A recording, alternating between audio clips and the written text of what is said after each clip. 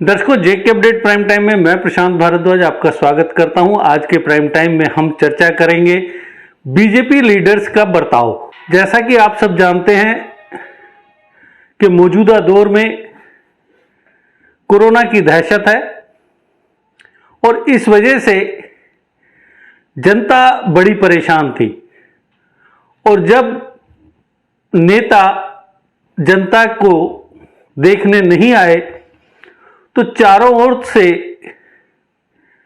नेताओं की आलोचना की जा रही थी। उसके बाद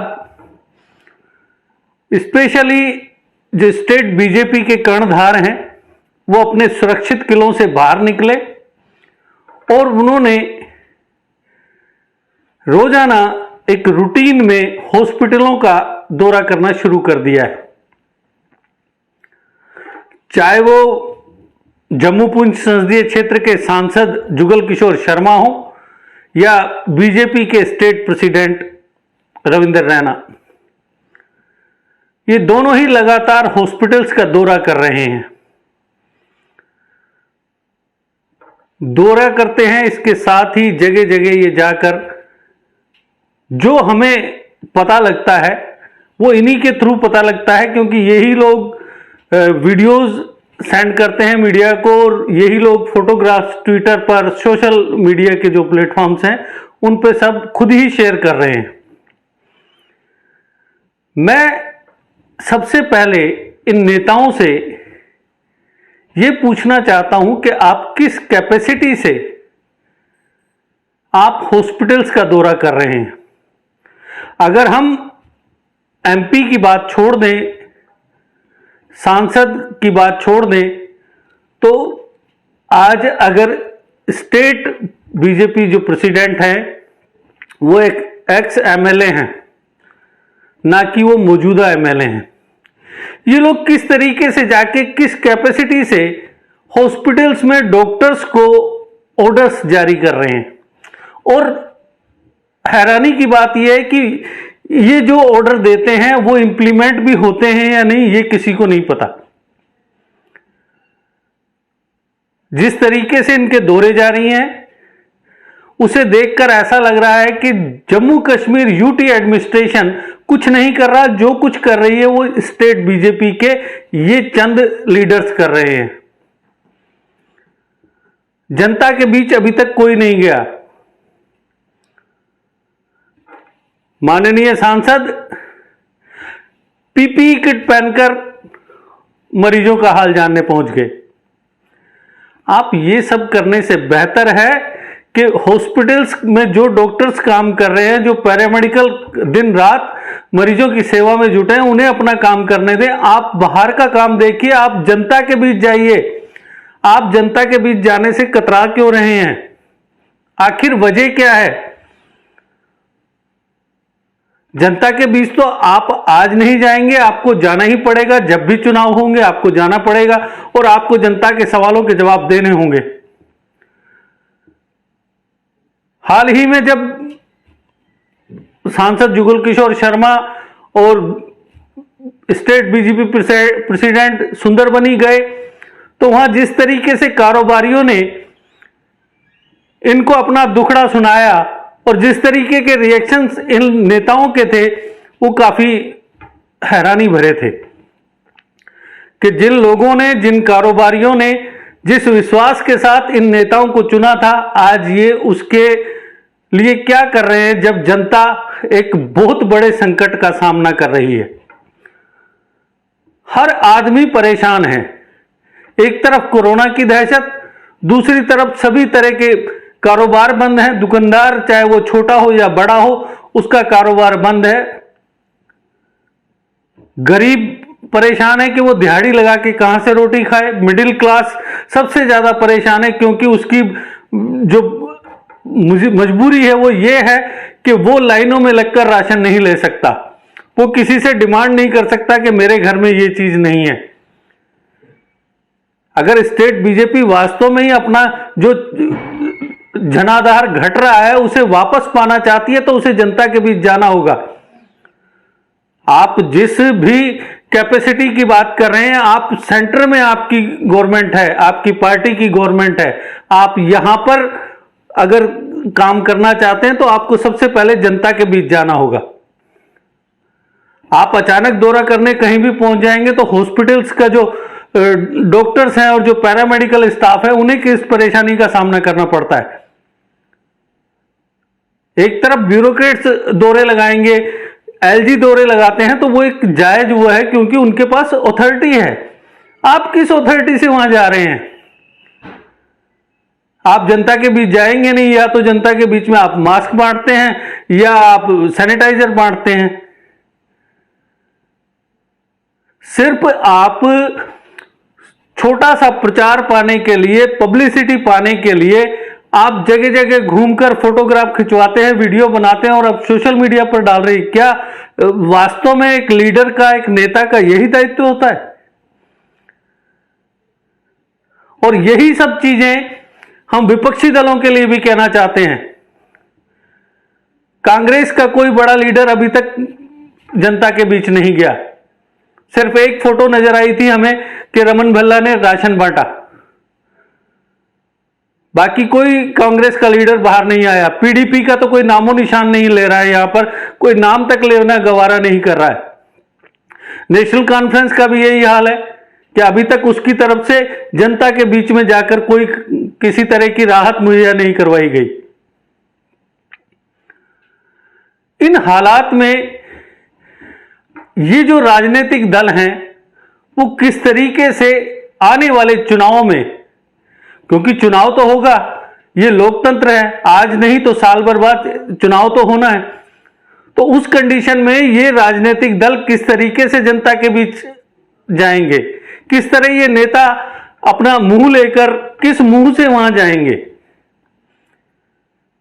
बड़ी हैरानी की बात है कि आपको नेता बनाया, आपको लीडर बनाया, जिस जनता ने, आज वो जनता जब त्राही त्राही कर रही है कोरोना की वजह से, कारोबार बंद होने की वजह से, दुकानें बंद हैं, सारे कारोबार ठप हैं, लोगों को रोटी के लाले पड़ रहे हैं, और आप सिर्फ हॉस्पिटल्स का दौरा कर रहे हैं और दूसरी जो अपोजिशन की पार्टीज हैं वो सब बैठे हैं।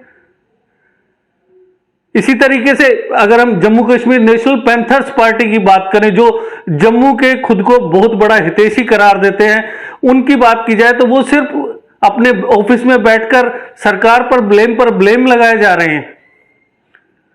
मजा तो तब आएगा जब ये सभी विपक्षी दल जो सरकार पर ब्लेम लगा रहे हैं, यूटी एडमिनिस्ट्रेशन पर ब्लेम लगा रहे हैं, वो खुद जाकर ग्राउंड लेवल पर जनता के लिए कुछ करें।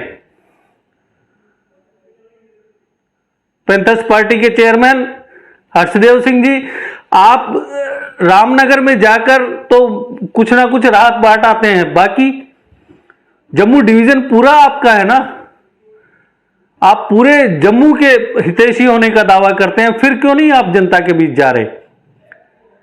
इन लोगों के अलावा, इन नेताओं के अलावा बहुत से ऐसे एनजीओज हैं, इंडिविजुअल आदमी हैं जो लगातार जनता के बीच जा रहे हैं, जनता को हर तरीके से मदद मुहैया करवा रहे हैं।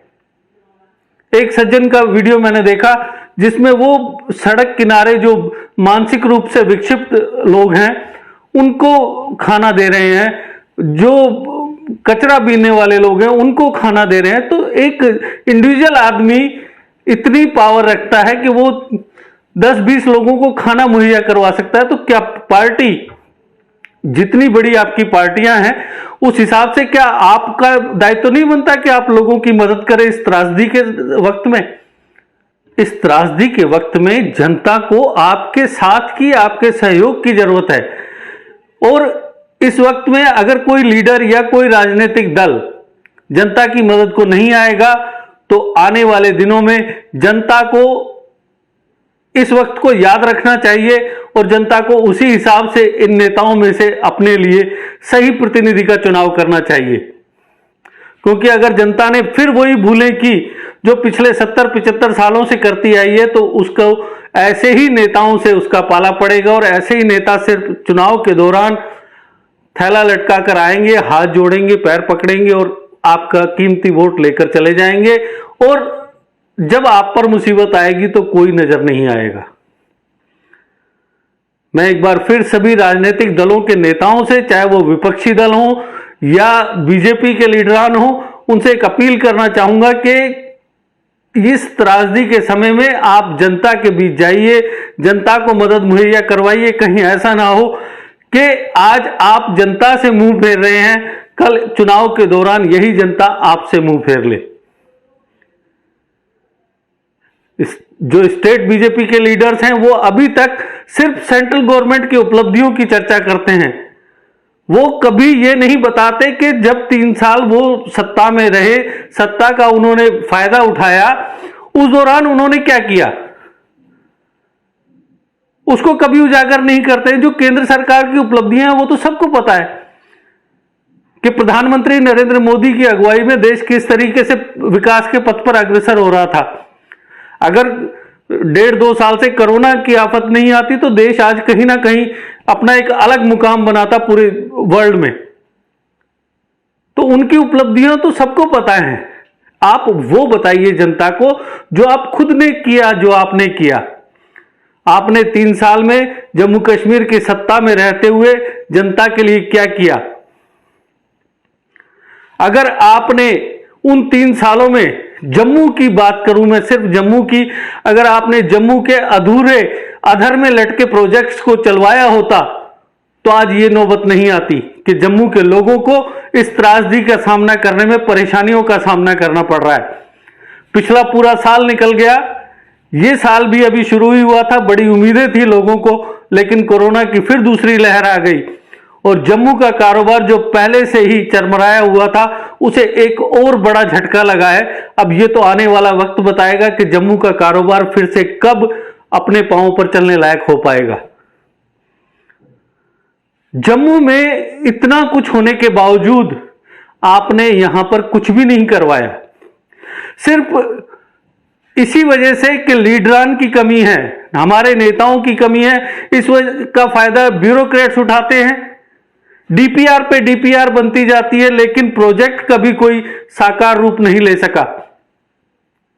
अगर हम केबल कार प्रोजेक्ट की बात करें तो आप देखिए कि एक फेस अभी चला है, दूसरा कब चलेगा कोई पता नहीं। जबकि पत्नीटॉप में एक प्राइवेट पार्टी ने गंडोला स्टार्ट किया और वो बड़ी कामयाबी से उसको चलाया और उन्होंने मुनाफा भी कमाया। आप लोग जम्मू की बात करते हैं, जम्मू के हितों की बात करते हैं, लेकिन आपने जम्मू के लिए किया क्या? जब से कटरा तक ट्रेन पहुंच गई है, जम्मू का पूरा कारोबार तहस नहस हो गया है। कभी किसी ने सोचा, किसी भी पार्टी के किसी लीडर ने सोचा कि किस तरीके से जम्मू के व्यापार को सुरक्षित किया जाए, यहां के लोगों को रोजी रोटी का बंदोबस्त किया जाए? एक दिन ऐसा भी आ सकता है रोजी रोटी की वजह से यहां के लोगों को पलायन करने को मजबूर होना पड़ेगा। अगर कश्मीर से कश्मीरी पंडित विस्थापित हुए तो आतंकवाद की वजह से हुए, लेकिन अगर जम्मू में यही सब कुछ होगा तो यहां इसलिए होगा क्योंकि यहां पर बेरोजगारी उन्हें रहने नहीं देगी। बेरोजगारी से निजात पाने के लिए वो लोग पलायन को मजबूर हो जाएंगे। फिर आप किसके लिए लीडरी करेंगे, किससे वोट मांगने जाएंगे? मैं चाहूंगा कि जनता अब खुद फैसला ले इन नेताओं के बारे में, चाहे वो किसी भी राजनीतिक दल के हों, कि उनके साथ वो किस तरीके से आने वाले टाइम में व्यवहार करेगी, ये जनता पर निर्भर करता है। तो दर्शकों, आज के प्राइम टाइम में बस इतना ही। कल फिर किसी नए मुद्दे पर आपसे करेंगे बातचीत। जब तक दीजिए इजाजत, नमस्कार। जीके अपडेट रहे हमारे साथ। अगर आप ये वीडियो YouTube पर देख रहे हैं तो हमारे YouTube चैनल को सब्सक्राइब करें और बेल आइकन को क्लिक करें। अगर आप ये वीडियो Facebook पर देख रहे हैं तो हमारा Facebook पेज लाइक जरूर करें।